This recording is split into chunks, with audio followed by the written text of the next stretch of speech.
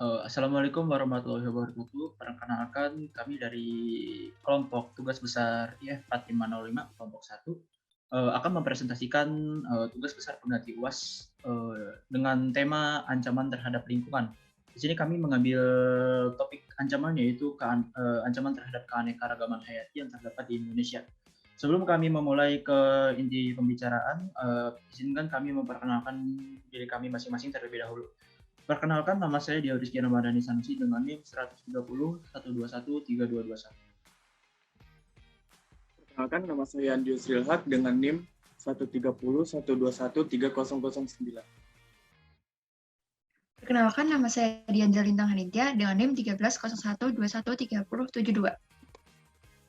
Perkenalkan, nama saya Karina Khairunisa Putri dengan NIM 130 121 3106.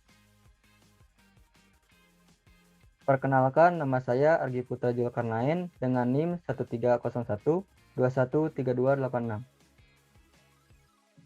Perkenalkan, nama saya Riza Ufaiwanata dengan NIM 130 121 3460.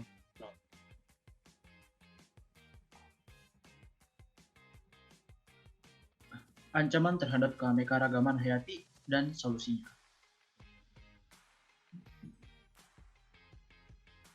Keanekaragaman hayati adalah istilah yang digunakan untuk keanekaragaman sumber daya alam, meliputi ekosistem, spesies, maupun gen dari suatu tempat. Kata hayati itu sendiri artinya sesuatu yang hidup. Jadi keanekaragaman hayati dapat diartikan sebagai keanekaragaman atau keberagaman makhluk hidup yang bisa terjadi akibat adanya perbedaan-perbedaan, mulai dari perbedaan bentuk, ukuran, warna, jumlah tekstur, penampilan, dan juga sifat-sifatnya. Keanekaragaman hayati memiliki manfaat yang sangat banyak bagi manusia tentunya, sebagai sumber pangan, sebagai bahan obat-obatan, sebagai sumber ilmu pengetahuan, sebagai aspek budaya, dan masih banyak lagi. Indonesia menjadi salah satu negara yang kaya akan keanekaragaman hayati, baik dari sektor flora maupun sektor fauna. Tetapi seiring berjalannya waktu, keanekaragaman hayati di Indonesia pun sudah mulai terancam, atau bisa punah ataupun penggunaan manusia yang tidak bijak. Tetapi tentunya untuk kita mengatasi ancaman-ancaman yang dapat mengancam keanekaragaman hayati, tentunya ada solusi. Solusi yang pertama yaitu kita dapat melindungi keanekaragaman yang masih ada. Dengan melindungi keanekaragaman yang ada, kita dapat mengurangi penurunan ragam, sekaligus menjaga populasi yang masih bertahan agar dapat tetap hidup dan berkembang biak. Perlindungan sendiri dapat dilakukan dengan dua cara. Yang pertama, dengan cara ex situ, yaitu melindungi jenis makhluk hidup yang diambil dari habitat aslinya dan dipindahkan ke habitat lain yang lebih cocok untuk keberlangsungan hidupnya. Cara yang kedua ada cara in situ, yaitu dengan melindungi jenis makhluk hidup di habitat aslinya.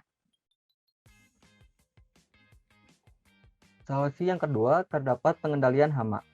Karena pengendalian hama menurut saya merupakan salah satu solusi yang sederhana tetapi sangat ampuh. Karena dengan kita mengendalikan hama, kita dapat memberikan beberapa manfaat bagi seluruh masyarakat. Yang pertama, memantapkan produktivitas yang tinggi dan hasil.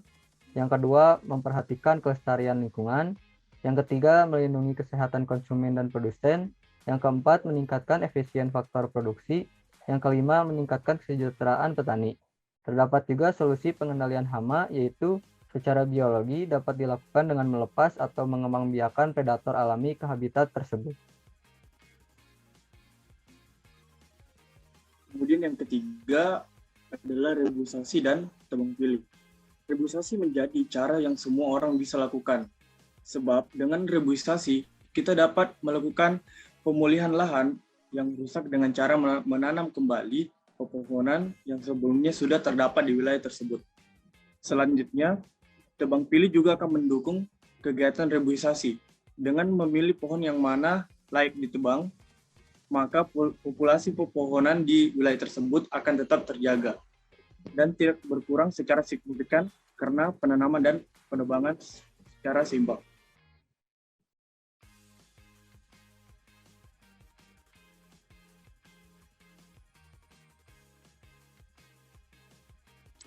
Kemudian ada memperluas wawasan dan meningkatkan kepedulian terhadap peran dan dampak suatu makhluk hidup bagi lingkungannya. Dengan dimilikinya pengetahuan dan pemahaman terkait hal ini, kita dapat menjadikannya sebagai dasar teori dalam berkegiatan secara lebih waspada, terutama terhadap dampaknya. Dengan demikian, berbagai masalah ataupun sumbernya dapat secara langsung maupun tidak langsung teratasi secara sendiri.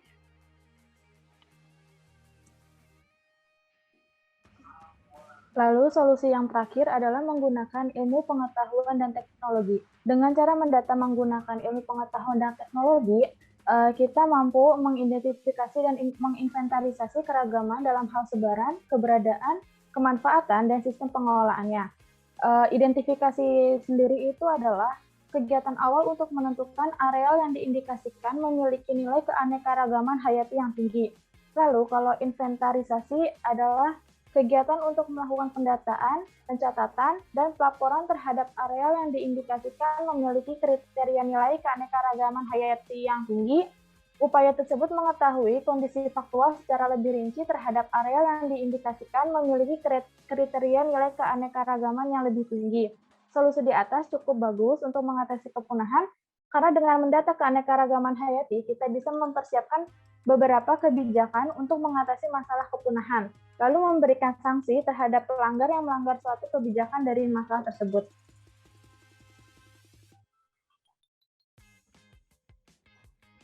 Jadi kesimpulan yang dapat kita ambil, tentu di zaman sekarang keanekaragaman hayati baik dari flora maupun fauna itu sudah mulai terancam ataupun punah. Tetapi dengan seiring berkembangnya teknologi dan zaman semakin canggih, tentu saja solusi pun yang dapat kita aplikasikan untuk mencegah ancaman terhadap keanekaragaman hayati ada banyak, seperti yang sudah disebutkan tadi. Itu saja dari kelompok kami. Kurang lebihnya mohon maaf apabila ada kata-kata yang salah. Wassalamualaikum warahmatullahi wabarakatuh.